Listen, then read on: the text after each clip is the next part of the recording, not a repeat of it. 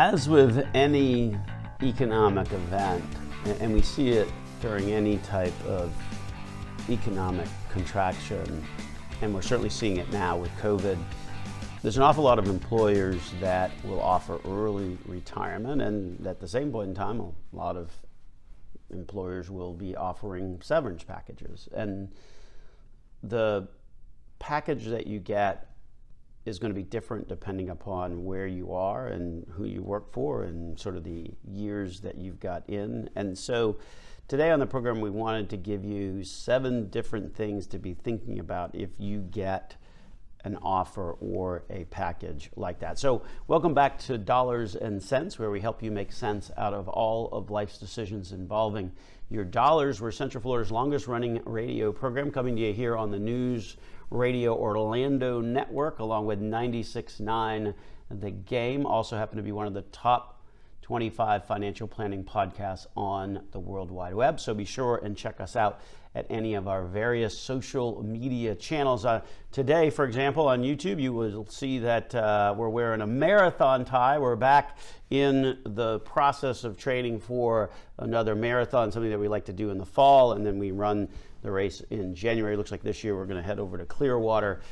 Fingers crossed that the marathon itself actually occurs in today's world, but was out running yesterday and happened to run into a bear. So that'll get you moving pretty quickly. So an interesting turn of events for me yesterday as I was running around. Anyway, my name is Joel Garris, certified financial planner, certified financial fiduciary with Nelson Financial Planning, where our team of certified financial fiduciaries stands ready this very week to help you change your life with a successful and cost-effective financial plan that provides superior investment results along with peace of mind for the future. So many folks out there are being faced with these decisions that a lot of companies are already making offers about severance packages or early retirement, and certainly a lot more are expected in the weeks and months ahead. And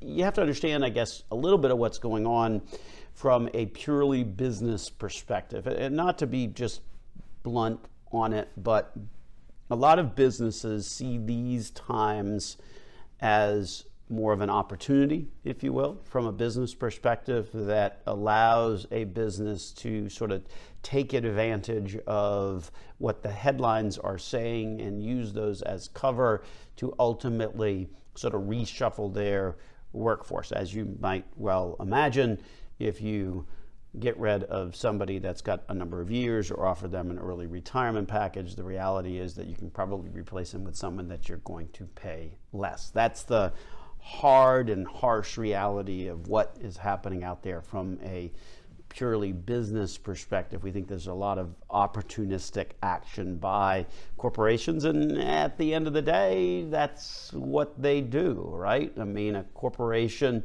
particularly a publicly traded one, is focused on generating return for its shareholders. So with every economic decline, the notion of I'm going to replace someone who's making more money with ultimately down the road someone who's making less, obviously that improves a company's profit. So that's the harsh sort of business reality of what's happening out there. We see it. I think everybody kind of knows that, or at least everybody that we've certainly chatted with, they understand that that's what's kind of happening in the background. The other part of it, though, that also is happening particularly now is that it's easy to offer these lump sum packages because you can borrow at much, much lower interest rates. So that gives a company even greater flexibility in terms of what it's able to offer. Just this past week, we saw sort of 2 different situations. We saw the severance package from Disney. That was certainly an interesting one because this particular person was close enough to retirement, so they could have elected to retire and sort of avoided the severance package. But if they had elected to retire, then they wouldn't get the severance. If they took the severance, then they wouldn't get all of their retirement benefits. So that was a pretty hard decision, but trying to compare those two because each one had some pretty significant pros and cons. And then another situation involved someone working for an insurance company that had an early retirement offer. That one, they were not as old or quite in retirement age as that person that we visited with Disney, but that one, they were younger at age 58, so not quite to that closer to retirement age. And that was a $100,000 severance offer, but because they had been there for a number of years. But the reality is that when you're faced with, okay, now I'm going to have to go find another job, that's going to be pretty difficult in today's world. So no great answers there, particularly then when you roll into the situation, okay, well, how are you going to get your health insurance and where is that costs coming from? And then further compounding the stress of all of these scenarios is typically you have a very short window in which to make a decision, sometimes as short as 30 days or 45 days, where you've got to make that decision. Okay, do I take the severance, or do I retire, or do I take the early retirement option? And the important thing is that each one of these situations is very, very unique. The person that we visited with Disney had a very unique set of circumstances between severance and just simply retiring. The person with the insurance company, very unique set of circumstances, a very lucrative severance package, or an optional severance package, an early retirement sort of package, but at the end of the day, not quite old enough or not quite in the position to be able to retire. So then the question is, okay, well, what do you do for the interim, and can you really go find a different job, which is a bit of a risk, because if your employer is offering a package for you to exit, then that may suggest that they're not in as good a financial shape as they would be, which could then also mean that your job is at risk anyway. So no good situation to be in right now, and obviously a lot of stress and emotion that goes into it. So we wanted to spend some time sort of sharing with our listeners some of the things that they need to be thinking about if they're approached with a severance or an early retirement kind of offer. And first and foremost of all, it's understanding what's at stake in the offer, right? I mean, you've got to have an understanding of the offer itself before you can go much further. Because if it's a severance offer, usually you're going to get X number of weeks based upon your years of service, and then that's calculated by like your weekly or your monthly compensation. So that's kind of the number that everybody kind of hears when we're talking about severance packages.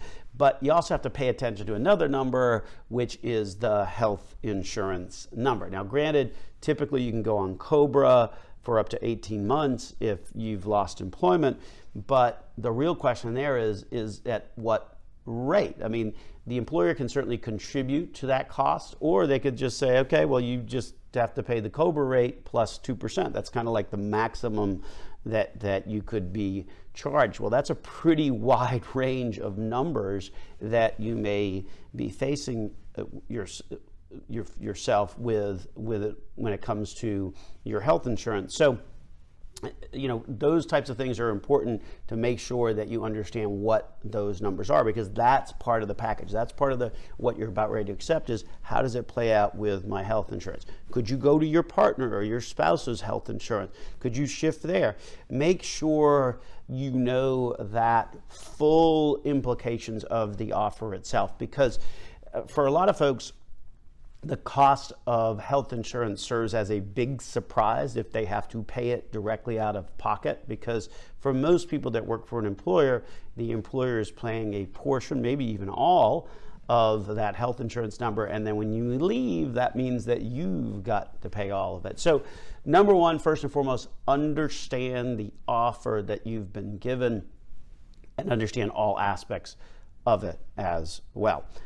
And then the next question, should you take it? Well, in the case of Disney, you don't really have a choice. If it's a severance and you're getting exited, then on a severance, you don't really have a choice whether you're going to take it or not.